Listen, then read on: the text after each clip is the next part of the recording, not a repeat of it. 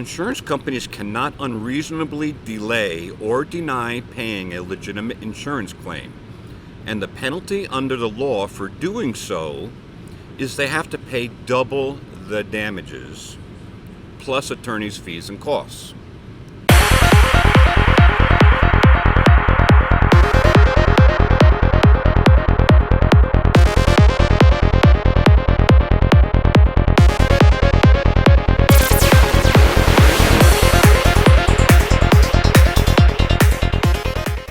Hello everybody and welcome back to another episode of the Airing of Grievances. I'm Eric Reamer, this is Robert Grieve, and Happy New Year to you, and Rob, Happy Saturday. Happy Saturday, and to you, Happy New Year. I hope it's a wonderful one for all of you watching, and I am myself happy to see this one in the books. In media we call that in the can, which may or may not be appropriate as well. It was more like that, actually. Yeah, absolutely. Well, it's great to have you along here. If you're just a first timer and you've never experienced the airing of grievances before, we want to say a special welcome to you. If you see something that you like, do us a big favor and click the thumbs up button. That helps YouTube know to share this with more people, and we're going to give you some information about what YouTube has told us about the airing of grievances. And you. Yeah, and you. And in addition to that, if you're an old timer and a regular with us, we greet you with a special warmness in our hearts and look forward to what the future holds for all of us moving forward. If you haven't already subscribed, click the subscribe button. Click the notification bell. If it's Saturday morning, it's 9:30 a.m. in the Mountain Standard Time. We'll be right here ready to talk to you live during the initial premiere of this and all of our videos. All right, Rob, before we get into the actual topic of this, you got an email from YouTube. I did, and it's you folks are such a blessing. Yeah. It's, you know, when Eric pitched this whole idea to me last year, and let's qualify that. It's not your favorite thing to do, to be in front of a camera. No, not at all. No, not at all. We Not at all. understand that, but you have so much good information in your head and so much experience that would value or be valuable to the viewing audience, the driving community, that we thought it was worthwhile. Well, you've really blessed us, and 63,000 minutes of watch time this year. That's 6,000 hours. Yeah, plus. It's a lot of time. 15,000 views, 165 comments. That's my favorite. Yeah. Because I love the comments, and you know, John Dunn, Marty, I appreciate you guys so much. You are the most commenting. Yeah, there are many people who comment. And I'm not trying to leave anybody out. In fact, just to make yourself heard, go ahead and comment below right now. Yeah. And let us know. And if you're watching the premiere, chat with us. We actually do the live chat every Saturday morning in the premiere. We'd love to hear from you. Yep. And 893, almost 900 thumbs up. So thumbs up to you, and you made me feel appreciated, so thank you for that. Yeah. Appreciate it. What we're doing here matters, and the message that we are sharing with you matters. And in many cases, and not to sound overly dramatic, but in many cases there are consequences that are life or death, or certainly danger or safety related to you, and so we want to bring that content to you every time. And there's ways to get, you know, your vehicle repaired properly, and we want to help you find those ways and find the people that are going to do it correctly, and also warn you about those that you may not get that really safe repair. Yeah. Because there's a lot of downward pressure on shops not to do it. Right, for the sake of speed and money, and those two things come to the surface often, and that doesn't have a great impact. All right, so thank you for, and you know what? God bless you. Thank you. Thank you.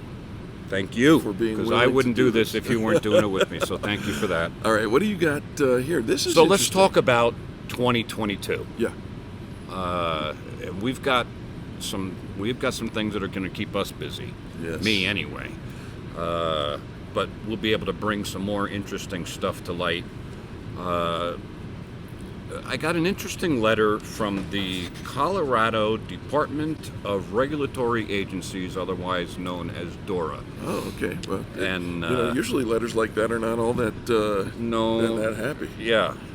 But this is going to shock a lot of people, so you may want to be sitting down for this. And so this is from the Department of Insurance, and it says, "Dear Mr. Grieve." That would be you. That's me.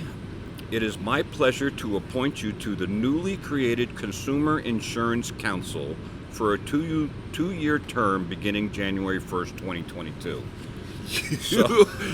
You have been appointed to the Colorado Department of Insurance Consumer Council. Yeah.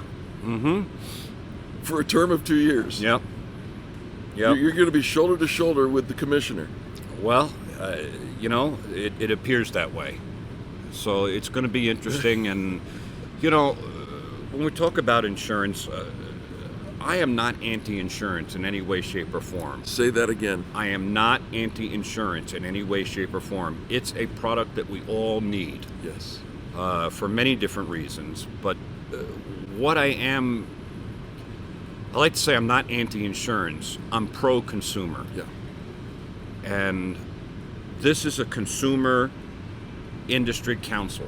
Yep. So we're not here for the insurance companies, we're here for the consumers. Yes. And I think I fit in pretty well as a voice of the consumer. I believe the powers that be at the Department of Insurance and the Regulatory Association, they feel the same way. Well, I don't know about that. They probably just didn't Google me, but anyway, that's going to be exciting, and there's several meetings throughout the year, and I'm excited to participate and bring some hard questions of why consumers aren't being protected in certain areas, and see if there's ways that we can bolster that protection. Since the moment I met you, one of the first things that you told me was your mission was to raise the bar, mm-hmm. right? And I think that that's one of the things that we will see in this council is at least the honest attempt to raise the bar and to generate more interest in the consumer side as it relates to how insurance interacts with us. There are some very good companies out there, and we've spoken many times about them. Yeah. But there are more not so good companies out there, and the climate is getting worse and worse and worse with some of the stuff that these, let me just say this: you need to inspect what you expect. And what I mean by that is, I had an insurance adjuster call me the other day and said, "Well, you're breaking the law." And I'm like, "Oh, wow, that's cool." The insurance inspector, the insurance company, the adjuster said that you're breaking the law. Oh. Yeah, I'm breaking the law. And I'm like, wow, should we call the cops? What should we do? Right. And this person on the other end of the phone cited a law regarding storage and so on and so forth, other stuff, which really had nothing to do with what we do. I see. But I said, it's interesting. Do me a favor. I believe you're going down the wrong track, and this doesn't apply to the conversation that we're having, but send it over to me. I'll take a peek at it. And as soon as I opened up the document and read the second line, it was a regulation from 1997 that has been rewritten several times, and to the point where it doesn't. But they will tell you anything not to pay. Yeah. And many shops would have caved because they don't know. Right. We're pretty familiar with the laws, our rights, your rights, and they will trample on them, and they will tell you things that are not true. Yeah. In the description box below, we always put a disclaimer that says neither Rob nor I are lawyers, Nope. and we don't pretend to be one. However, if this man ever could have chosen another career path, law would have been among the highlights. Yeah. So anyway, and to further this point, I'm going to go on to the other thing that we're going to just talk about for a quick second. Yeah. And that is, we've met a gentleman.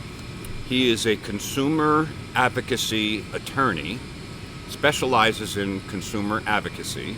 Okay. In many different forms. Yep. And he has told me some incredible stories of cases that he has won or settled on behalf of consumers.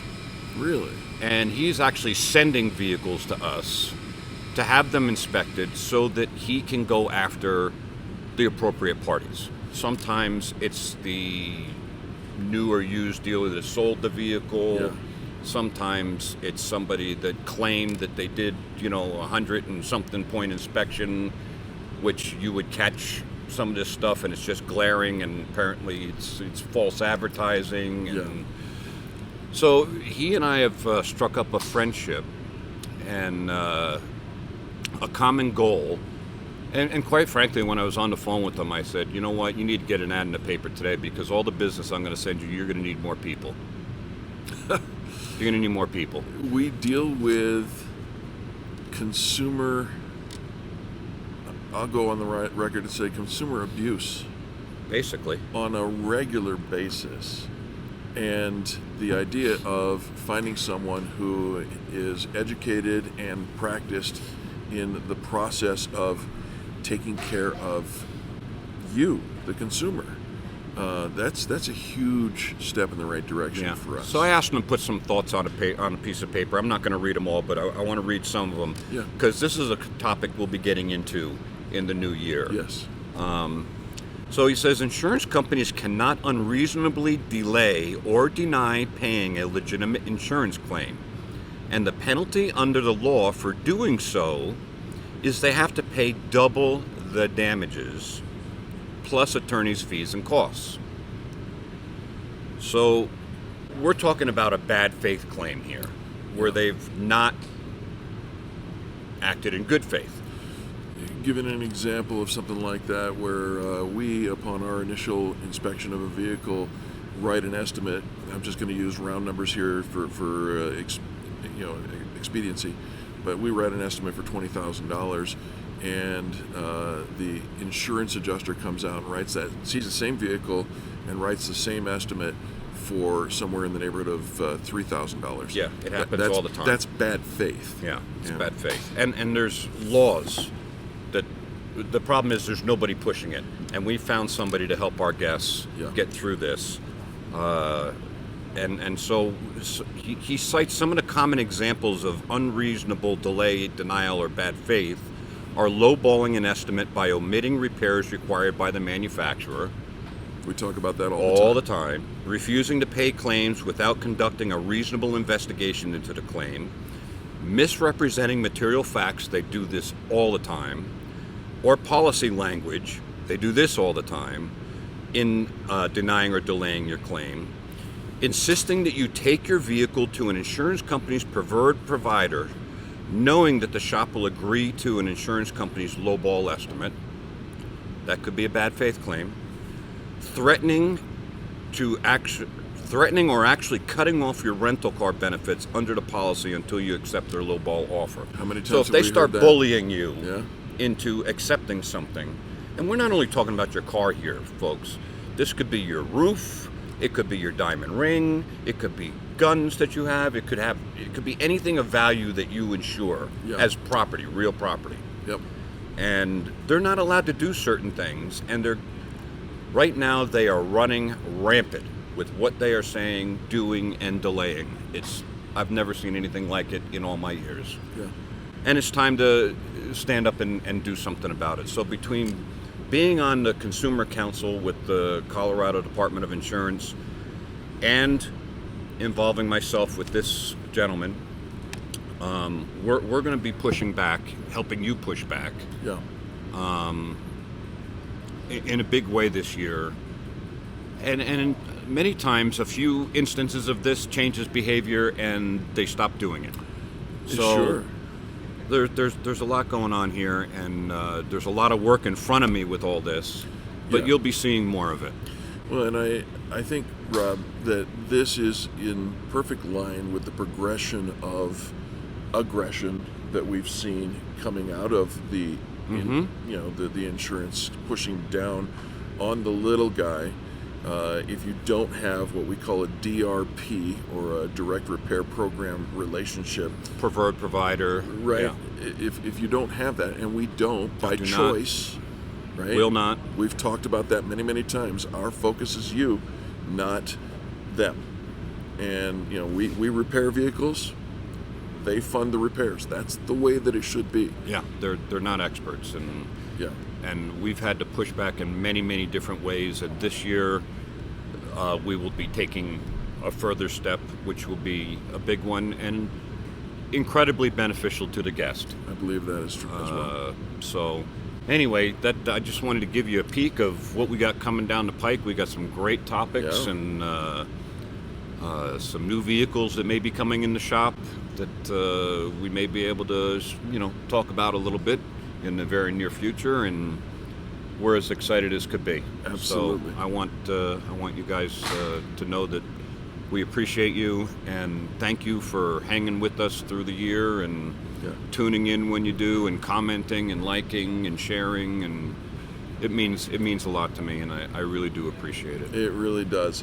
And with that, I do want to encourage you again, if you haven't yet, click the subscribe button, click the notification bell, give us the thumbs up, that. All of those things go such a long way towards letting YouTube know that this is content that you appreciate and want to share. They'll help us by doing some sharing of the content if you do that part as well. And if you know somebody that's having problems with an insurance company, give me a buzz. I may be able to hook you up with some people to help. Whether the vehicle is here or not, that doesn't matter to me. Whether I'm involved in a repair or not does not matter to me. I'm here to help you, the consumer. And to that end, here is the phone number so that you can give Rob a call. And that's our phone number right here at Nylund's Collision Center. And I'll also put the contact information in the description box below. With that, Rob, I want to say thank you so much. Thank you. Happy New Year to you. Happy New Year to you. I hope you have a blessed 2022.